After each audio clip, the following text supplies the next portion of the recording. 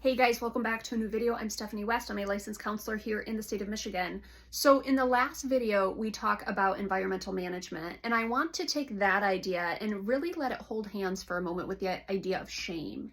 And that's how many people come with such frustration and self-rejection and shame about not being better in their own lives. And that particular dynamic can stymie so much success, so many results as it relates to mental health, wellness, and just overall kind of deep health in life. Because when we feel shame, often we don't feel permission to share those parts of ourselves. When we have things that are unnamed or unclaimed, it's really hard for us to move into new spaces of healing and into actually thriving in life. And so let's run it out a second here. Let's say someone comes and they don't like the fact that they have an abuse history. So we're not allowed to talk about it. We're not allowed to poke around with it. We're not allowed to hold it, make sense of it. We're not allowed to restructure it. It's just off limits. When that happens, there is such self-rejection going on because the problem is that abuse was probably the catalyst for a lot of maladaptive choices and some coping strategies and coping mechanisms. Because those are in your story and those are affecting today, we have to understand that they are a part of your historical kind of reference point for the world around you. There might be some lenses that you're using, there might be some belief systems that you're using, and if we're not allowed to hold things in our story and make truth out of them and make kind of reorganize them in a way that brings clarity, then you're going to be stuck in a spin cycle.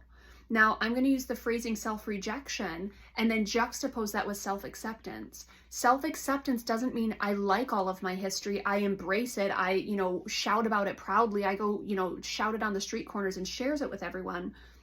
What it does mean is I don't hide it anymore. I don't reduce myself to those pieces of my narrative and say, I can't talk about it, they're off limits, that's who I am. If people knew I was that abuse victim, they would pity me, they would be uncomfortable around me. Whatever the reasons for rejecting it, what I want to kind of invite you into is understand that acceptance is a key piece of you saying, okay, it is a part of what I've experienced. It is something that maybe there's been residual damage that I might have to address, but now I have a choice. Now I can bring my story to light. I can sit in the truth of it, and I can grieve and I can mourn and I can lament that it's part of my story, but I no longer have to reject that it's a part of my story.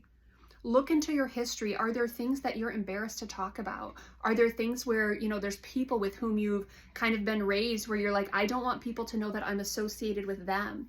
Are there customs and traditions that you feel kind of shame coursing through your body when you think of them?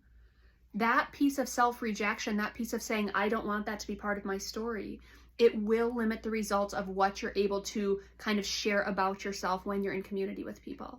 And that's one of the pieces that shame does, is it sells us this lie that no one would get it or no one would understand or we would be harshly judged. Now, can I assure you that everyone gets it, everyone understands, and you won't receive judgment? No, there's a lot of critical, judgmental people around us. But shame dies when stories are told in safe places. I believe that's a Brene Brown quote. And if I got that wrong, I don't feel shame about that. I get a lot of stuff wrong, right? But I do think that's who said it. But the reality is, when we can name our experience, we can do what's called kind of incorporating. We can become a whole person and say, that's a thing that happened, that's a thing that happened, that's a thing that happened.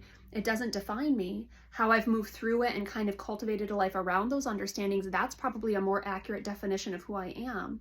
Those are just pieces of things I experienced, things I had to overcome, things I had to adjust to. But if I'm never allowed to talk about it, then that's going to be something that builds and builds and builds into this kind of big cloak of shame. Self-rejection is part and parcel of the shame spiral.